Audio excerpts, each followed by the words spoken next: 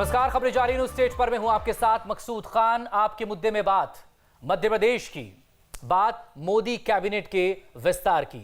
मध्य प्रदेश के लिए मोदी कैबिनेट का ये एक्सपेंशन, मोदी कैबिनेट का ये रीशफल बेहद खास रहा है। खास इस मायने में क्योंकि डॉक्टर वीरेंद्र कुमार खटीक के साथ ही ज्योतिरादित्य सिंधिया ने भी पद और गोपनीयता की शपथ ली है। तो ग्वालियर चंबल का जो दबदबा यहां पर देखा गया है, वहीं बुंदेलखंड से वीरेंद्र कुमार खटीक शामिल हुए हैं। तो इस तमाम मसले पर बात करेंगे, कैबिनेट रीशफल के साथ साथ मध्य प्रदेश को दी गई तवज्जो की और आगे आने वाले वक्त में मध्य प्रदेश का इससे क्या फायदा हो सकता है, इस पर भी बात होगी। तमाम खास लोग हमारे साथ जुड़ेंगे, लेकिन पहले की रिपोर्ट। मोदी कैबिनेट का बहुप्रतीक्षित विस्तार बुधवार शाम हो गया और इसके साथ ही ज्योतिरादित्य सिंधिया की एक और नई पारी की शुरुआत हो गई। बीजेपी में शामिल होने के 1.25 साल बाद आखिरकार सिंधिया को टीम मोदी में जगह मिल गई। आगे बढ़ने से पहले एक नजर मोदी कैबिनेट में एमपी के चेहरों पर।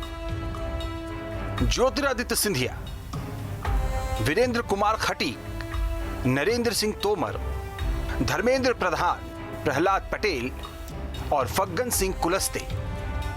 ये तो बात हुई एमपी के चेहरों की, जिससे ये साफ दिख रहा है कि अब ग्वालियर चंबल का दबदबा दिल्ली से लेकर भोपाल तक बढ़ने वाला है। हालांकि ग्वालियर चंबल के साथ साथ बुंदेलखंड को भी तवज्जो मिलती दिख रही है। अगर एमपी के अंचलों की मोदी कैबिनेट में भागीदारी की बात करें तो ग्वालियर चंबल से नरेंद्र सिंह तोमर, ग्वालियर चंबल से ही ज्योतिरादित्य सिंधिया, बुंदेलखंड से प्रहलाद पटेल, तो बुंदेलखंड से ही वीरेंद्र कुमार खटीक, महाकौशल से फग्गन सिंह कुलस्ते मोदी कैबिनेट में मंत्री हैं।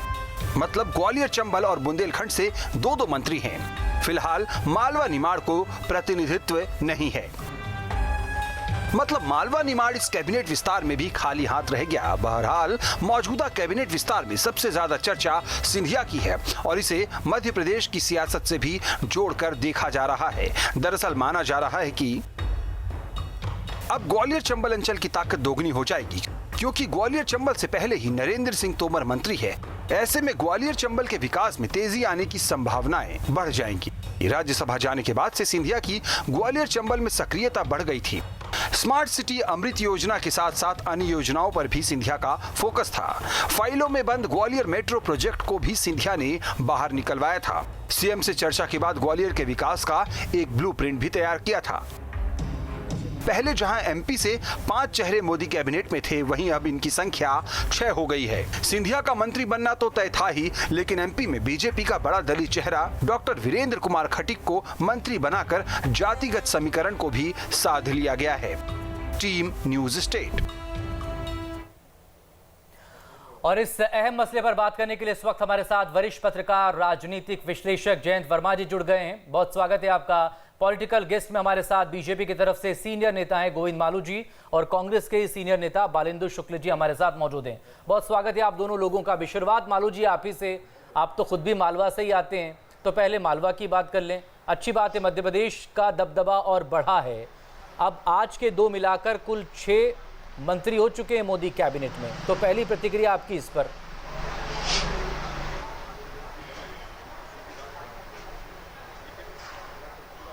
मध्य प्रदेश का दबदबा बड़ा है, मध्य प्रदेश से ज्यादा मंत्री हैं, क्योंकि ये कैबिनेट राष्ट्रीय कैबिनेट है, भारत की कैबिनेट है। इसमें मालवा निमाड़ ऐसे छोटे छोटे हिस्से को एक नहीं देखा जा सकता और राज्यों के हिसाब से आकलन किया जा सकता है। इसलिए हमें इस बात का फख्र भी है, एहसास भी है और हमें इस बात का संतोष भी है कि मध्य प्रदेश से अच्छी संख्या में भारत की कैबिनेट में स्थान मिला है। मध्य प्रदेश के मध्य प्रदेश को प्रतिनिधित्व मिला है, मंत्रियों को स्थान मिला है और महत्वपूर्ण महकमा उनके पास रहे हैं और आगे भी रहेंगे, ऐसी उम्मीद हम करते हैं। 2 और कैबिनेट मंत्री अब आ गए हैं, तो मध्य प्रदेश के लिए फायदा कैसे देख रहे हैं? जी, मध्य प्रदेश के लिए फायदा तो देखिए, जब सरकार केंद्र में और राज्य में एक ही सरकार, एक ही पार्टी की सरकार है। बालेंद्र शुक्ला जी, मैं आ रहा हूँ आपके पास, बस ये सवाल बालू जी के बाद फिर आप ही के पास आ रहा हूँ शुक्ला जी। तो मैं समझता हूँ कि चेहरे 4 हों या 6 हों, मध्य प्रदेश को ज्यादा से ज्यादा स्थान मिला है। इस बात से ही ये स्पष्ट हो जाता है कि मध्य प्रदेश के विकास के लिए और भी ज्यादा योजनाएं, और भी ज्यादा धनराशि और भी ज्यादा तवज्जो मिलेगी, इसमें कोई दो राय नहीं। और मध्य प्रदेश के मुख्यमंत्री माननीय शिवराज सिंह चौहान जी भी लगातार मध्य प्रदेश के कई सारे प्रेजेंटेशन लेकर माननीय प्रधानमंत्री जी के पास जाते हैं, उनसे अभी तक का परफॉर्मेंस बताते हैं और आगे और नई कुछ यानी कि जो सहयोग मिल रहा था आगे वो सहयोग और बढ़ जाएगा इन दो और सहयोगियों के आने के बाद। बालेंद्र शुक्ल जी, अब आपकी प्रतिक्रिया, इंतजार तो खत्म हो गया 15 महीनों का, एक के साथ एक फ्री बोनस में मिले हैं। डॉक्टर वीरेंद्र कुमार खटीक काफी सीनियर नेता हैं, वो भी कांग्रेस ही सवाल कर रही थी कि एक दलित को हटाकर जो है एक महाराजा को कुर्सी दे दी, आप देखें एक और कैबिनेट मंत्री बन गए हैं। देखिए, जहाँ तक ज्योतिरादित्य सिंधिया का मंत्री बनने का सवाल है, मैं जातिगत आधार पर थोड़ा सा कम विश्वास रखता हूँ। बहुत अभी अच्छी मैं बात पिछले है। दिनों देख रहा था और सुन रहा था कि पिछड़ा वर्ग, अनुसूचित जाति, जनजाति, अगला वर्ग, मैं समझता हूँ कि इन बातों पर हमारे राजनेताओं को कम आधार मानना चाहिए। प्रयास ये करना चाहिए तो हम खुद इनको जातिगत आधार पे समाज को बांट रहे हैं। हमको अगर व्यक्ति अच्छा है, ठीक है, सही है, तो वो समाज के लिए अच्छा काम करेगा। समाज में सभी जाति के लोग आते हैं, लेकिन अभी जो मंत्रिमंडल में विस्तार किया गया है वहाँ पर जहाँ तक ज्योतिरादित्य सिंधिया का सवाल है, वो उन्होंने कांग्रेस की सरकार गिराई, बीजेपी सरकार बनाई, इसका उनको पारितोषिक मिला है। लेकिन अगर पूर्ण रूपेण अपन देखें तो जितना मैं भी देख रहा था जब मंत्रियों की शपथ दी जा रही थी और उस पर जब कमेंट्री आ रही थी, तो जातिगत आधार पर ज़्यादा जोर दिया जा रहा था। मैं समझता हूँ कि आज के राजनेताओं को इस बात पर विश्वास करना चाहिए और दृढ़ता से आगे बढ़ना चाहिए कि हम समाज को आगे बढ़ाएं। लग ऐसा रहा है कि हम जातिगत आधार पर मंत्रिपरिषद के अंदर लोगों को ले रहे हैं। ये ठीक है, किसी भी वर्ग का अभाव नहीं रहना चाहिए, सबको मौका मिलना चाहिए, लेकिन समाज में सभी लोग आते हैं और उनको आगे बढ़ाने का जो भी व्यक्ति प्रयास करेगा उसको नमस्कार लेकिन करना उस सवाल चाहिए, इसलिए उसको किया गया तवज्जो ना देना शुक्ला जी चाहिए। आपसे, तो मैं क्योंकि आप ही समझता के हूं कि नेता अभी हमारे प्रधानमंत्री आप ही के नेता कल से इस बात को जोर दे रहे थे, लेकिन आज होते होते तमाम सवालों का जवाब खुद ब खुद मिल गया। हम तो खुद नहीं चाहते हैं कि जाति के आधार पर, कास्ट फैक्टर पर राजनीति में बात हो, लेकिन जब पॉलिटिकल पार्टी कास्ट को किनारे करके किसी योग्य को टिकट देना शुरू कर देंगी ना, उस दिन से हम लोग भी बात करना बंद कर देंगे। तो आप ठीक कह रहे हैं, हमने सहमत हो आपकी बात से, लेकिन अभी ऐसा हो नहीं रहा है। और अभी हमारे प्रधानमंत्री जी को जो चाहिए कि बजाय इस बात पे जोर देने के, अभी बात क्या हो रही है कि मंत्रिमंडल में इतने लोग ले लिए गए तो मध्य प्रदेश का विकास तेजी से होगा। किसी एक आदमी के मंत्री बन जाने से विकास तेज हो जाएगा या विकास घट जाएगा, ये कहना उचित नहीं है। नरेंद्र सिंह तोमर बड़े वरिष्ठ मंत्री हैं, शिवराज सिंह जी इतने वर्षों तो मुख्यमंत्री रहे, इनके समय में कुछ काम नहीं हो रहा था क्या? प्रदेश आगे नहीं बढ़ रहा था क्या? अब एक व्यक्ति आ जाएगा तो प्रदेश का ज़्यादा विकास होगा, ये कहना अनुचित है, गलत है। ये राजनीतिक समीकरण की बात है, इसका विकास से कोई अर्थ नहीं। जयंत वर्मा जी से बात करते हैं, आप प्लीज दोनों लोग हमारे साथ बने रहिएगा। जयंत वर्मा जी, पहली प्रतिक्रिया आपकी तरफ से, कैसे आप देखते हैं इस बैलेंस को मध्य प्रदेश के लिहाज से भी, और तमाम पेशेवर इसमें शामिल किए गए हैं, 15 कैबिनेट मंत्री, 28 राज्य मंत्रियों की शपथ हुई है, पेशेवर डॉक्टर हैं, इंजीनियर हैं, रिटायर्ड सिविल सर्वेंट हैं, तमाम लोग, एक मेगा कैबिनेट नजर आ रही है।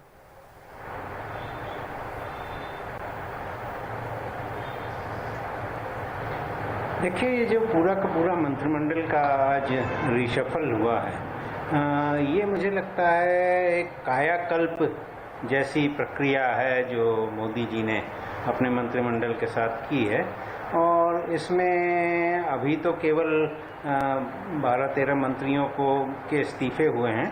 अब विभागों का भी जब बंटवारा होगा तो पूरी बात स्पष्ट होगी, क्योंकि बहुत, जैसे स्वास्थ्य मंत्री हमारे हर्षवर्धन जी हैं, अब वो पूरा का पूरा कोरोना में जो भी कुछ हुआ है तो उसको तो प्रॉपरली मैनेज नहीं कर पाए, ये बात तो पूरा हिंदुस्तान कह रहा है। तो अब ये भी हो सकता है कुछ लोगों को जो बहुत ही अच्छे थे, जैसे कि प्रकाश जावड़ेकर जी हैं और रविशंकर प्रसाद हैं, इन लोगों को हो सकता है कि ये पार्टी के काम में लगाएं।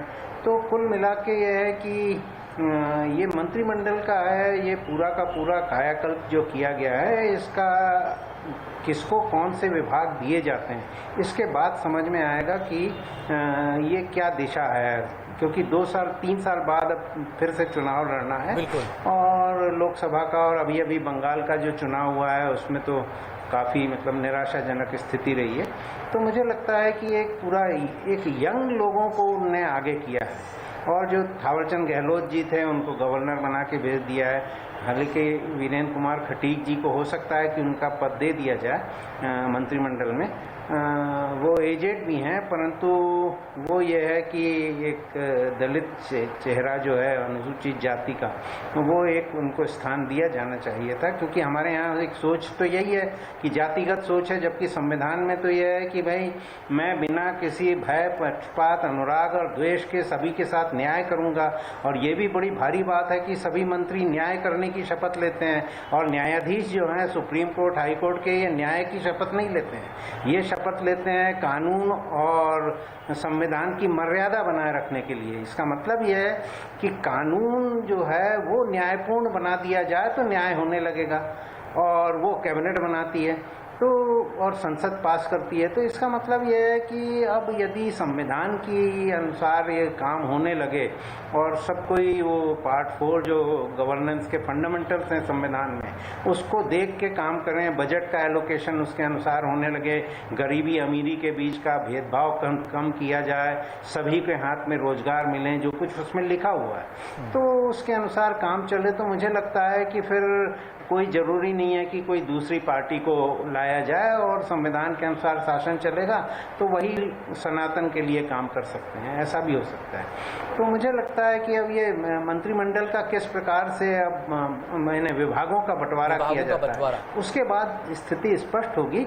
ये बात जरूर है कि मध्य प्रदेश को बहुत ज्यादा मतलब रिप्रेजेंटेशन मिला हुआ है। जी हाँ, विभागों के बंटवारे के बाद बात काफी स्पष्ट होगी, क्योंकि जो हमारे नरेंद्र तोमर जी हैं वो कृषि मंत्री हैं, और अभी कृषि बड़ा मतलब उलझन में फंसा हुआ है, किसानों का आंदोलन चल रहा है, तो हो सकता है कि ये हो। और विधि वाला मामला, हाँ, और विधि वाला ये था, और आईटी वाला कि आज ही सुप्रीम कोर्ट का सब अखबारों में आया है कि जो सेक्शन 66 छोटा सा रिएक्शन इस पर दीजिए, फिर मालू जी के पास जाऊंगा। ने रद्द कर दिया, उसी में सारे मामले दर्ज हो रहे हैं। इस मेगा कैबिनेट को देखकर क्या कुछ आपको याद आया? Minimum government, maximum governance, now the government is also a maximum.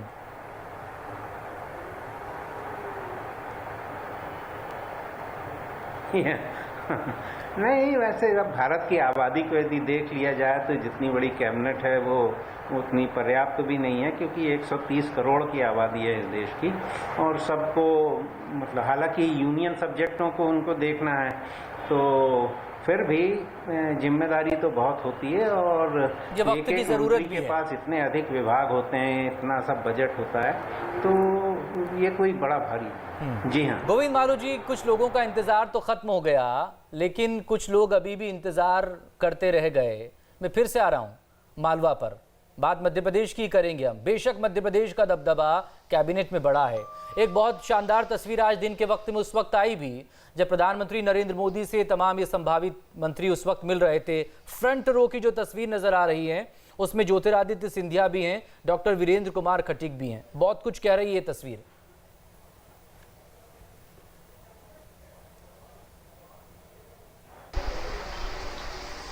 Bharatiya Janata party में आने के बाद जो भारतीय जनता पार्टी की कार्य संस्कृति है, जो उसकी रीति नीति है, जो इसकी आइडियोलॉजिकल जो सोच और उसका जो दिग्दर्शन है, वो इन सब चीजों में होता है। तो संगठनात्मक रूप से सुगठित भारतीय जनता पार्टी में ये जो अनुमान लगाना है, कयास लगाना, उसके लिए सब स्वतंत्र हैं, लेकिन निर्णय के साथ सब एक साथ खड़े होते हैं और निर्णय में कोई उंगली नहीं उठाता है। दूसरी बात, ये जो प्रतिनिधित्व का जहाँ तक सवाल है, मध्य प्रदेश का, मालवा का, मैंने पहले ही कहा लेकिन मोदी जी की इस कैबिनेट ने ये बता दिया है कि मोदी 3 आकार लेगा और इस धरा पर फिर से परचम फहराएगा।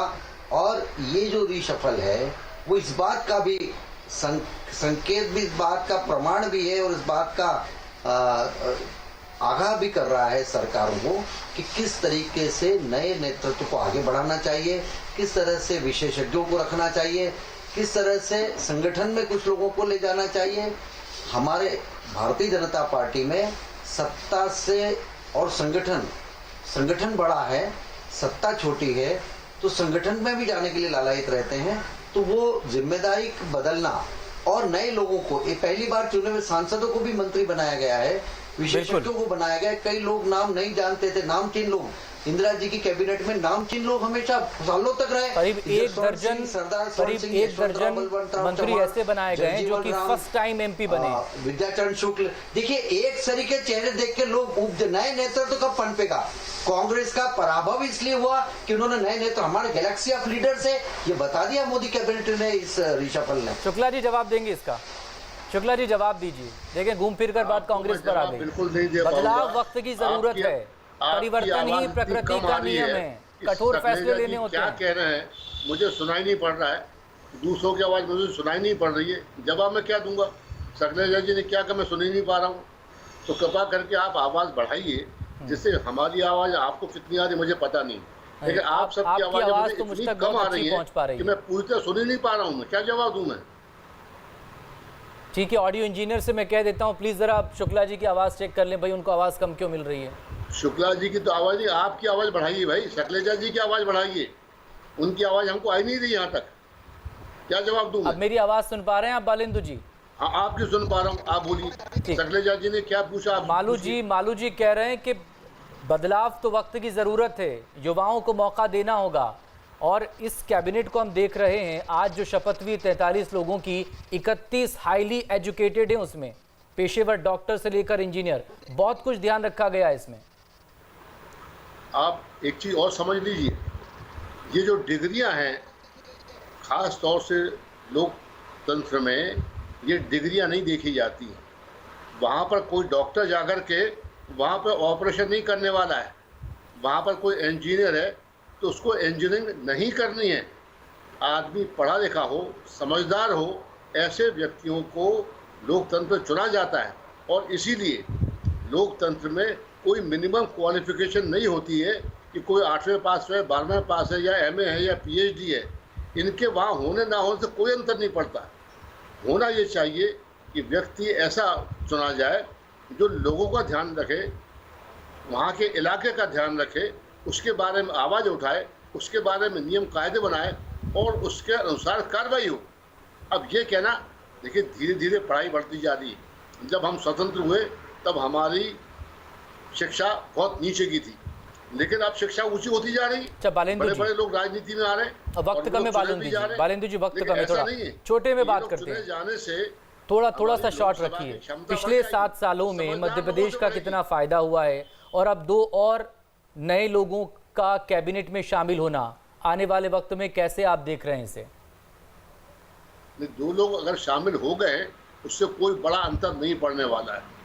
आप भी सोचिए, लोग भी सोचते हैं कि जब केंद्र का मंत्रिमंडल बनता है, ये जरूर है कि पूरे देश से अलग अलग इलाकों से लोगों को मंत्री परिषद में लिया जाता है, उनकी बातें सुनी जा सके, उनकी बातें ध्यान से सुनी जा सके और वहाँ का विकास हो। लेकिन जो कैबिनेट बनता है, जो प्रधानमंत्री है, उनको तो ख्याल होना चाहिए कि हमारा देश कहाँ है, कैसा है, कहाँ क्या हो रहा है, नहीं हो रहा, कहाँ पर क्या होना चाहिए, नहीं होना चाहिए। ये कह देने से कि मध्य प्रदेश में 5 से 6 मंत्री हो गए तो हमारा दबदबा बढ़ गया। दबदबा क्या बढ़ गया? कार्य हो, लोगों के कार्य हो, विकास हो, जो दिक्कतें जारी उनका निदान हो, तब हम समझेंगे कि विकास हो रहा है। बाकी 5 के 6 और 6 के 8 भी हो जाए और अगर विकास ना हो, लोगों की दिक्कतें बनी रही, उससे क्या फर्क पड़ता है? बल्कि मैं तो देखता हूँ कि आने वाले दिनों में ग्वालियर चंबल संभाग में, जहाँ पे नरेंद्र सिंह तोमर सरी का दमदार व्यक्ति कैबिनेट मिनिस्टर था, वहाँ पे एक दूसरा कैबिनेट मिनिस्टर बना दिया गया। अब हालांकि ये तो बीजेपी के अंदर की बात है, लेकिन दिक्कत उनको अभी से जा रही है। नरेंद्र सिंह तोमर को दिक्कत जा रही है। दिक्कत तो आपको लग रही है ना, बीजेपी को कहाँ लग रही है? बताइए मालू जी। यहाँ पर सिंधिया जी के जाने से कांग्रेस एक तरह से अनाथ जैसी अपने आप को महसूस कर रही है। हमारे यहाँ तो सब बराबर है, हमारे यहाँ हम चिंता कर लेंगे, हमारे यहाँ कोई इस तरह के ठेकेदारी प्रथा, वंशवाद, परिवारवाद नहीं है। हमारे यहाँ तो कार्यकर्ता की अहमियत है। कार्यकर्ता को देखिए, प्रकाश जावड़ेकर और रविशंकर प्रसाद को कैबिनेट से विड्रॉ करके अब संगठन का काम देंगे या दूसरा काम देंगे। हमारे यहाँ तो सबकी भूमिकाएं बदलती रहती है, इसलिए चिंता की कोई बात नहीं। कांग्रेस तो अपनी चिंता करेगी, वो क्या करेगी? ग्वालियर चंबल संभाग में कौन सा नेतृत्व है उनके पास? केवल सिंधिया जी के भरोसे उन्होंने चुनाव जीता और उन्होंने उनके अपने श्रीमुख से वादे किए थे, वो इन्होंने मुख्यमंत्री ने पूरे नहीं किए, इसलिए सड़क पर उतर आए वो। तो देखिए, चिंता तो उनको करना है, हमारी चिंता छोड़िए। हमारे यहाँ तो सब ठीक हो जाएगा, ठीक ही है और ठीक होता रहेगा। हमारे यहाँ कोई आपस में क्लैशेस नहीं है। हमारे यहाँ तो एक चलिए, बहुत अच्छी बात है। अगर ऐसा है तो एक फाइनल कमेंट जयंत वर्मा जी आपकी तरफ से। 12 लोगों के इस्तीफे हुए और 43 लोगों की शपथ हुई है। जी जी, ये तो बहुत अच्छा है। ये एक बात जो है कि इस क्षेत्र का प्रतिनिधित्व हुआ है, इसका नहीं हुआ है, तो मुझे लगता है ये बात केंद्रीय मंत्रिमंडल के संबंध में जब हम करते हैं तो ये नहीं है। जवाहरलाल नेहरू फूलपुर से लोकसभा का चुनाव लड़ते थे, जीतते थे, पर फूलपुर स्टेशन को आप जाके देखें तो कोई कह नहीं सकता कि प्रधानमंत्री की कॉन्स्टिट्यूंसी है। तो वो तो पूरे देश का विकास करने के लिए जाते हैं लोग। तो इसलिए क्षेत्र का प्रतिनिधित्व होना उतना ज़्यादा जरूरी नहीं, क्योंकि जो लोगों के विषय होते हैं वो तो स्टेट सब्जेक्ट होते हैं और उसमें राज्य मंत्रिमंडल को ज़्यादा कर काम करना होता है। लेकिन कहीं ना मुझे लगता है ये अच्छी शुरुआत मोदी जी ने की है। और ये 2 साल में जो कुछ परफॉर्मेंस में अभी एक, जी हाँ, तो परफॉर्मेंस में अभी जो एक कमी आ गई थी उसको सुधारने का एक प्रयास होगा। वक्त इतना ही है मेरे पास एक ब्रेक के लिए जाना होगा। जयंत वर्मा जी बने रहेंगे, बहुत शुक्रिया। बालेंदु शुक्ल जी आपका, गोविंद मालू जी आप हमारे साथ जुड़े। छोटे से ब्रेक के बाद छत्तीसगढ़ की बात करेंगे।